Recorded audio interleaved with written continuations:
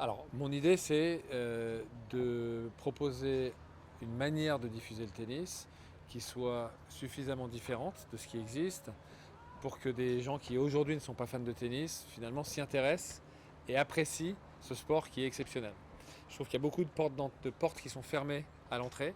Quand on est fan de tennis, on est fan de tennis. Quand on ne l'est pas, pour rentrer, c'est pas facile. Le score, la façon de compter le score est très compliquée. Le spectacle est très très long. Or aujourd'hui, on est vraiment que sur des formats très courts, donc c'est long. Il y a beaucoup de moments où il ne se passe rien, ce qui en général fait fuir les gens. Donc je pense que le format qui est très ancien n'est pas adapté à la manière de consommer des gens aujourd'hui. Et donc l'idée c'est de proposer un produit qui plaise. Et pour ce faire, il faut casser les codes parce que les codes traditionnels du tennis sont un repoussoir pour des nouveaux fans jeunes.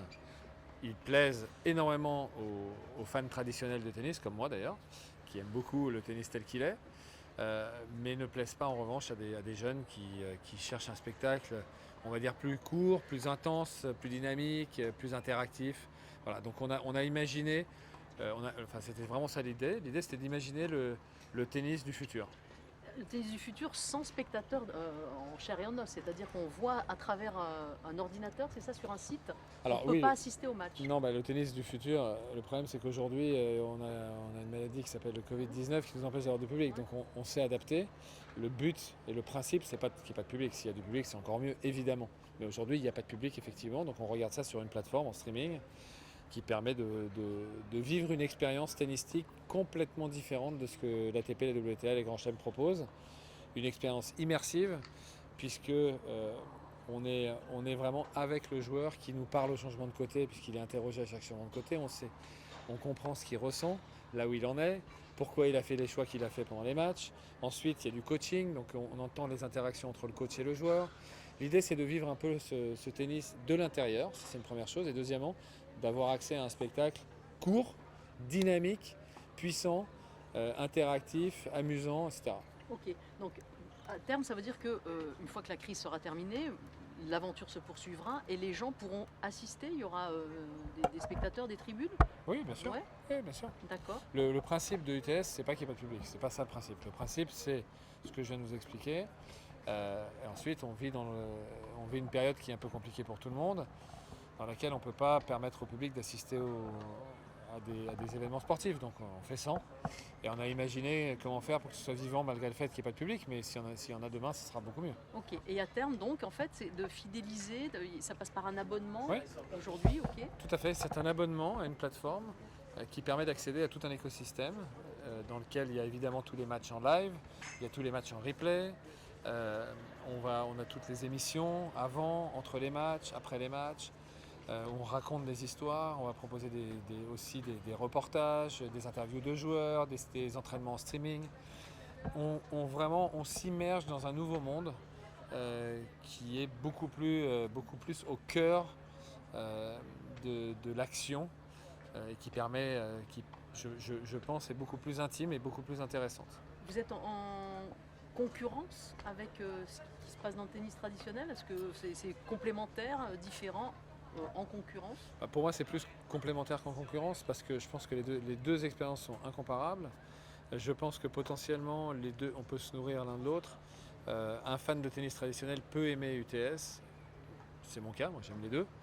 Euh, Quelqu'un qui n'est pas fan de tennis aujourd'hui peut le devenir plus facilement parce que les portes d'entrée sont plus faciles via UTS. Et s'ils commencent à bien aimer les joueurs et à vouloir les suivre, ils vont les suivre aussi quand ils vont jouer l'ATP, la WTA. Donc je trouve que tout ça, ça nourrit globalement l'ensemble de l'industrie du tennis et je vois ça comme quelque chose de très positif pour tout le monde. Ok. Est-ce que vous pensez que les joueurs qui sont sur le circuit traditionnel s'aventureront, prendront le risque, parce que ça en sera un au début, de venir dans votre parcours à vous?